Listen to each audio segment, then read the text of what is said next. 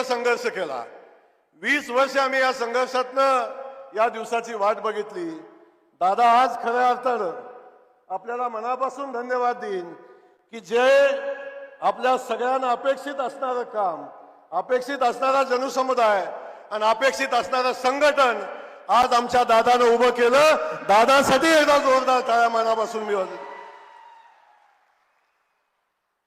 आमचे पत्रकार बंधू यांचंही स्वागत करतो.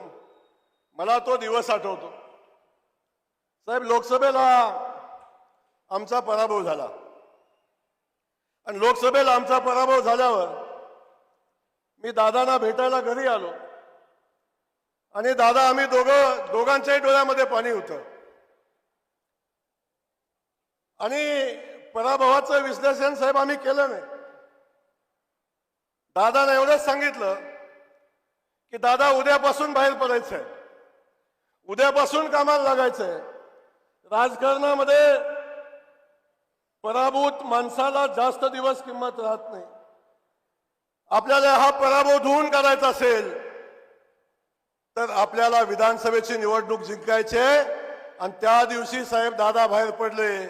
निवडणुकीच्या पराभव झाल्याच्या तिसऱ्या दिवशी दादा बाहेर पडले आणि त्यांनी सुरुवात केली आणि बघता बघता सगळ्यांना अशक्य वाटणारा, आपल्या सकट सगळ्यांना अशक्य वाटणारा विधानसभेचा विजय दादांच्या नेतृत्वाखाली सचिन दादांनी मिळवला आणि खऱ्या अर्थानं फलटण स्वतंत्र झालं. फलटणच्या जनतेला स्वतःचा मत मांडण्याचा अधिकार मिळाला आणि त्यासाठी आपण सगळ्यांनी जो संघर्ष केला त्याला खऱ्या अर्थानं यश आलं.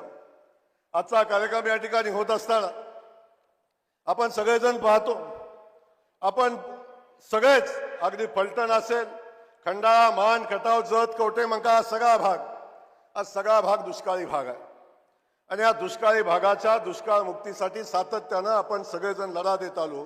खास करून हिंदूराव नाईक निंबाळकर भाऊ यांनी प्रचंड मोठं कष्ट या भागातल्या दुष्काळ मुक्तीसाठी केलं. याच्या आपण सगळेजण साक्षीदार आहे. पण आज साहेब आम्हाला मनापासूनच आनंद वाटतो. एका बाजूला उर्मडी पूर्णत्वाला गेली, जे कटापूर अंतिम टप्प्यामध्ये, टेंबूचे सगळे टप्पे संपले, आपण 6व्या टप्प्याचं नव्यानं काम चालू केलं आणि ते करत असताना नीरा देवघर हा प्रकल्प पूर्ण झाला. पण नीरा देवघर पूर्ण झालं, सगळी योजना पूर्ण झाली, परंतु साहेब एका बाजूच्या कालव्याचं काम सातत्यानं मागे ठेवलं.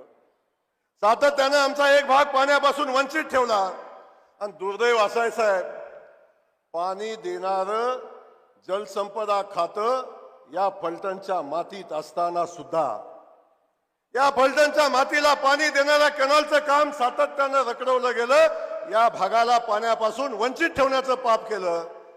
पण खऱ्या अर्थानं साहेब आपण मुख्यमंत्री झाला आणि या दुष्काळातल्या जनतेला आणि जाणीवपूर्वक दुष्काळी ठेवलेल्या जनतेला खऱ्या अर्थानं आपल्याकडून साहेब न्याय मिळाला.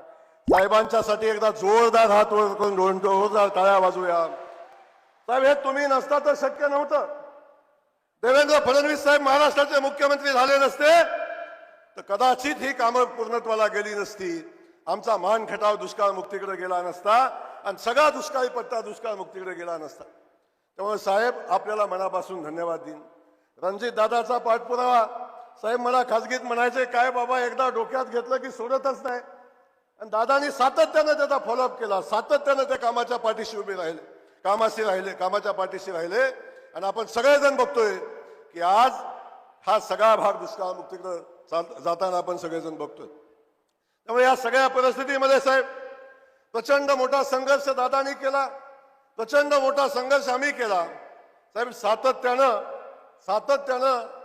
सत्ताधारी आणि प्रस्थापितांच्या विरोधातल्या लढाईचा संघर्ष आम्ही अनुभवला.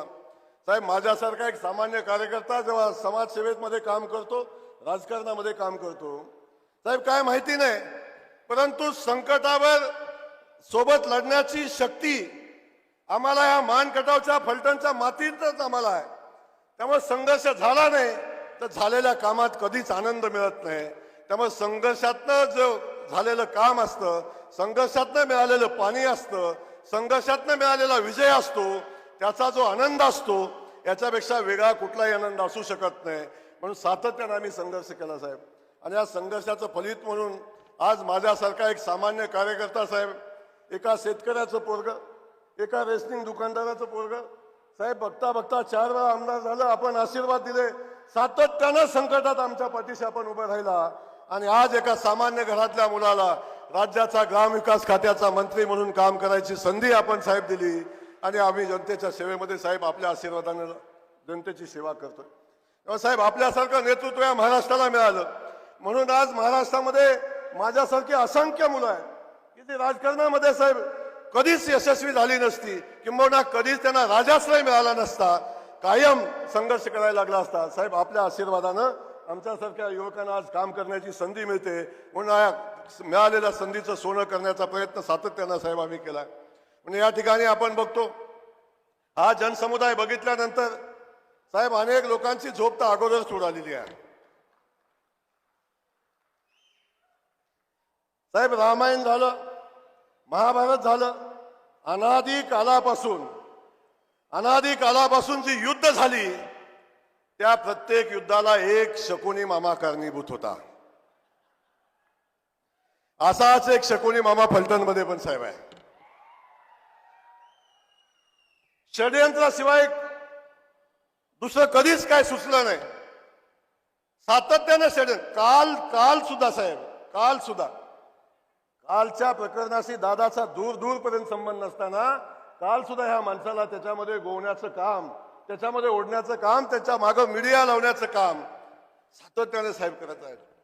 पण मी सातत्याने सांगितलंय, षडयंत्रकारी कधीही जिंकला नाही.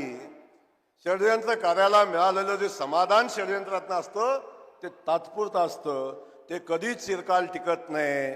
म्हणून या षडयंत्रकारी माणसाला आज घरी बसायला लागलंय, वारंवार साहेबांच्या दारात जाऊन बसायला लागतं. याला कारण तेच आहे. साहेब सातत्यानं आम्हाला सांगतात सबुरीने घे जय थांब. सातत्यानं साहेब तुम्ही आम्हाला थांबवलंय.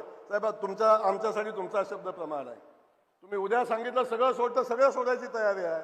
पण साहेब एक गोष्ट मी आपल्याला सांगेन, जिवंत माणसाची खोड जोपर्यंत स्मशानभूमीत जाईपर्यंत जात नाही, ती खोड कधीच जाणार नाही, सातत्यानं होत राहणार. साहेब सातत्यानं आम्ही संघर्ष करत राहू. आपण जोपर्यंत सांगताय तोपर्यंत संघर्ष करत राहू. त्याच्यामध्ये आम्ही कुठं कमी पडणार नाही. पण या ठिकाणी बाकी सगळ्या गोष्टी बाजूला ठेवू. आजचा दिवस आपण वेगवेगळ्या कारणासाठी किंवा कुणावर तरी बोलून घालवा असा नाही. मला मनापासूनचा आनंद आहे. आज अनेक योजना मार्गी लागल्या. दादा खऱ्या अर्थानं या फलटणच्या विकासाचा जो संकल्प आपण केलेला आहे आणि जो संकल्प करून आपण काम करताय, आपल्याला मनापासून धन्यवाद. मला कधी कधी वाटायचं दादा आता कसं होणार, पण दादा माझ्यापेक्षा हुशार निघालाय. कधी न्यायालय सेशन कोर्ट आणलं, कधी उपजिल्हाधिकारी कार्यालय आणलं, काही समजलं नाही. असंख्य प्रकल्प या भागामध्ये दादानी आणलं, MIDC आणली. या भागातल्या सगळ्या प्रश्नासंदर्भात त्या माणसाने लढाई केली. रेल्वेचा प्रश्न मार्गी लावला, कधी कल्पना केली नव्हती कुणी. अशा सगळ्या प्रश्नाला न्याय देण्याची भूमिका दादा आपण घेतली. एका युवकाला आमदार म्हणून काम करण्याची संधी आपल्या सगळ्यांच्या आशीर्वादाने मिळाली आणि त्या माध्यमातून आपण दोघं मिळून आता या भागाचा विकासाचा संकल्प करून काम करताय. मी दादा सातत्यानं, आपण दोघं मित्र आहोत, आपण बंधू आहोत, सातत्यानं एकमेकाच्या दुःखात संकटात, जेव्हा कधी संकट आलं, कधी सुखात आम्ही कमी असो, पण जेव्हा कधी संकट आलं तेव्हा त्या संकटात आम्ही सातत्यानं सोबत राहिलो. आणि म्हणून आज आम्ही सगळेजण या ठिकाणी पोहोचलोय. आपल्याला एवढंच सांगेन, अरे हा दादा जर खासदार असता तर माझ्या जागेवर दादाच मंत्री असता. ठीक आहे. जे